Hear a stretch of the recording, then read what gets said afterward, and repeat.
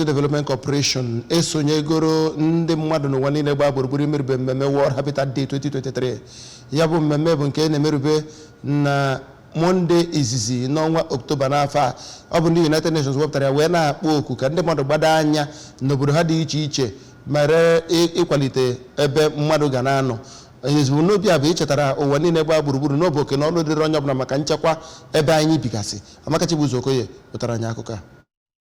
Isiokwu nke agbadoro ụkwụ wee merube ụbọchị nke ncheta gburugburu bụ nke akpọrọ Resilient Urban Economies Cities as Drivers of Growth and Recovery. Mgbe ọ na-ekwu okwu na Housing Corporation Hall nke dị n'Ọka ka onye kọmishọna nke na-ahụ maka ebe obibi bụ Maazị Poli Onyeka siri n'isiokwu anwa bụ nke dabanyere na amụma na ebumnobi nke Gọvanọ Chukwuma Soludo ime ka Anambra bụrụ ezigbo ebe obibi bụrụkwa ebe nke na-aga n'iru. Ọ sịkwara na enwere ihe ndị kwesịrị ka a na-enejere anya iji wee nwee gburugburu nke ga-adị ọcha ma nwee ebe mbuli elu nke gụnyere ịrụpụta ihe eji ebi ndụ, inwe ọnọdụ nchekwa na idebekwa gburugburu ọcha. Onye kọmishọna nke gburugburu bụ Dr. Felix Odumegwu mgbe ọ na-ekwupụtazi okwu siri na ihe gbasara gburugburu niile dị na Anambra steeti bụ nke dị n'obi ọchịchị nọ ugbu a ma sịkwazịa na imepụta ya bụ isiokwu agbadoro ụkwụ wee na-emerube ụbọchị a bụ nke ga-abịa na mmezu ma ọ bụrụ na enwee ụlọ ebe a ga-ebi, nwee igwe omenta omimo nke ga-eji wee na-ahụkụta na ebe niile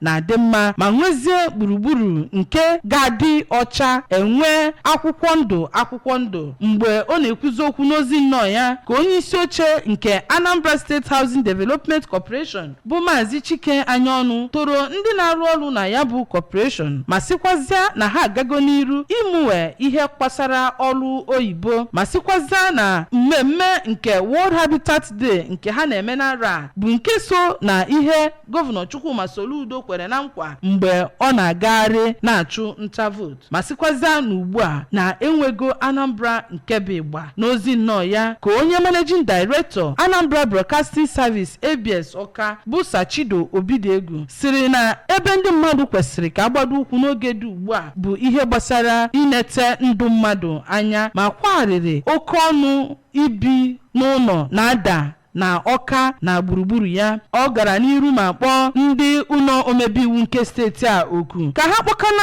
ndị nwegasị ụlọ akpọrọ n'aha ịchafụ Landlord Association ka ha na ha nwee mkparịta ụka ka ahụ na ebuturu ma na enwere ogo one ekwesịrị na-akwụ n'ụgwọ ụlọ ka e wee mere ndị mmadụ ebere na ihe ahụhụ a na-ahụ n'oge ugbu a karịrị akarị. Mgbe ọ na-ekenezi ndị ya bụ ụlọ ọrụ maka idebe ụbọchị ahụ ka onye isi oche Ngozika Housing Estate bụ Maazị Charles Mbakigwe kpọrọ ndị ministri na-ahụ maka gburugburu ka ha fụ na ha na-ekpochapụsị afịfịa ma kpọzie ndị ahụ bụ ndị Housing Corporation mgbe ọbụla ha ga na-eme amụma inyegacha ndị mmadụ ana ebe ha ga-alụ ụlọ ka ha wepụta n'akụkụ a ga na-akụ mkpụrụ osisi. Onye isi oche nke ya bụ corporation bụ Maazị Anyaọnụ gara n'iru wee nye ndị mmadụ nzere nkwanye ùgwù maka ọrụ ịdị mma na mmetụta ha na-emetụta n'ebe ndị ahụ nọ, ebe enyekwere onye Managing Director nke ABS Ọka